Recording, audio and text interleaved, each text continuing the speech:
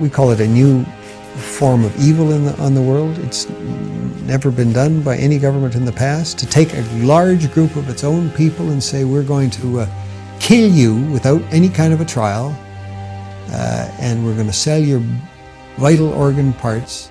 An individual from the United States or Canada, for example, could anticipate undergoing transplantation on a specified date. It's a crime against humanity. It's abhorrent, and it needs to stop.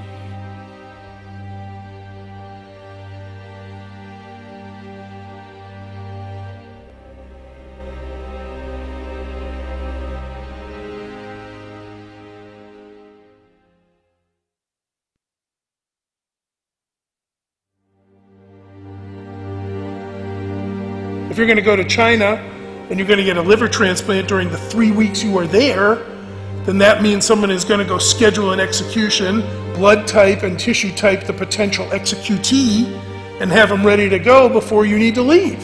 Starting at the end of 1999, the number of transplants taking place just exploded. China carries out more organ transplant surgeries than any country besides the United States. But unlike other countries, China has no effective organ donation program. That's because culturally, Chinese people believe the body must stay intact even after death. China's Deputy Minister of Health, Huang Jiefu, has suggested that there are 7,000 transplants every year from the deceased, and that more than 90% come from executed prisoners. The number of criminal executions in China is classified as a state secret, but Amnesty International's estimate is about 1,700. The numbers just didn't add up. It's just too large of a discrepancy there. With only 1,700 executed criminals and no effective donation system, where do the rest of the organs come from?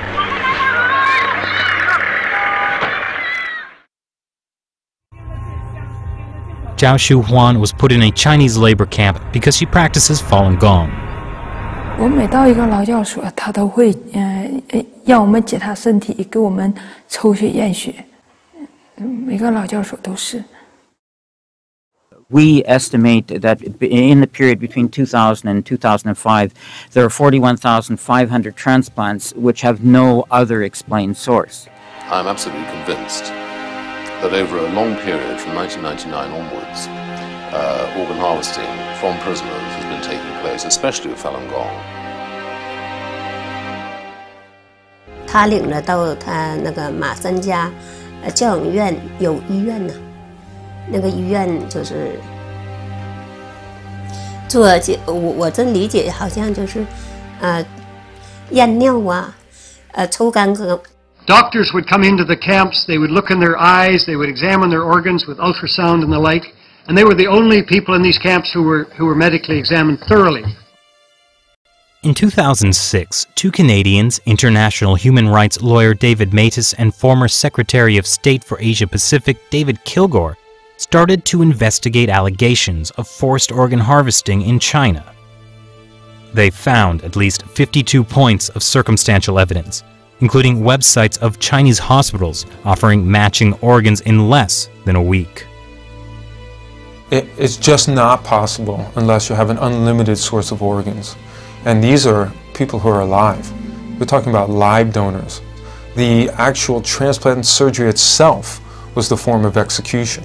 These were living people that were killed for their organs. Makes you think of some grotesque restaurant where you go in and you pick your lobster in a tank. But these are human beings we're talking about. The military's making money off of it. The hospitals are making money off of it. The middlemen are making money off of it. And we talk about money. We're talking about a multi-million-dollar operation.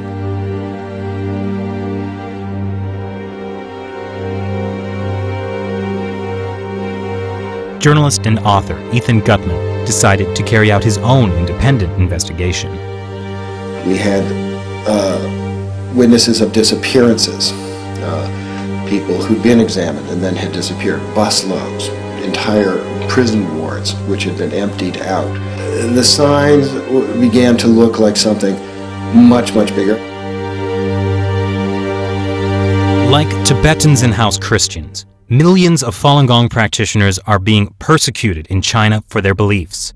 In 1999, Communist Party leader Jiang Zemin issued orders to break them financially, ruin their reputations, and destroy them physically. Since then, thousands of Falun Gong practitioners have disappeared without a trace. What happened to the disappeared?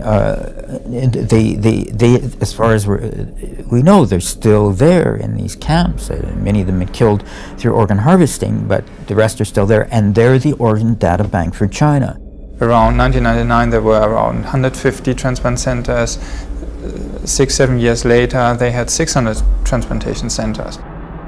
This is an increase by 300% within such a short period of time without an organ donation program. Military hospitals get watched in China, okay? There is nothing they can do without the party central taking note of what they're doing. Was this run by triads? No. This is run by the state. This was murder, and it came from the state. This is a crime against humanity. We should do our best to identify those specific individuals who are engaged in this and put them on the list of people who deserve to be brought to justice. In 2006, when this came out and we realized that they were killing prisoners of conscience for their organs, it was doctors that took the front line in trying to stop this. Every day there are a dozen of people that are executed or killed for organs in China. So we have to bring out the message, we have to inform medical doctors to stop this practice. But it's not only the medical community that's getting informed. The U.S. State Department mentioned allegations of forced organ harvesting in its annual Human Rights Report on China in 2011 for the first time. On October 3rd, 106 U.S. congressional representatives signed this bipartisan Dear Colleague letter to the State Department, demanding they reveal information on organ harvesting that they may have obtained from their sources in China. This barbaric human rights abuse must be stopped, but to stop it, we first have to further expose it. And with even more petitions circulating online, the issue is starting to get worldwide attention, but more needs to be done.